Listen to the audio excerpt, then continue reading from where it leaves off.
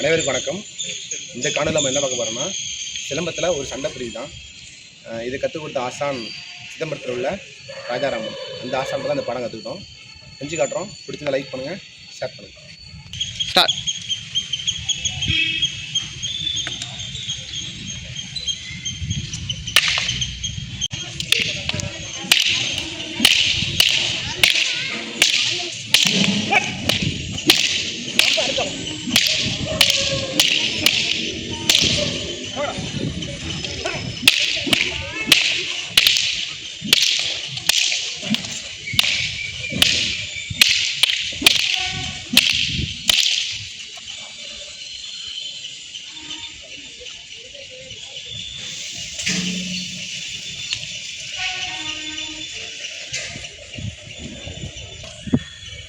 ரொம்ப இருக்குது முடியல.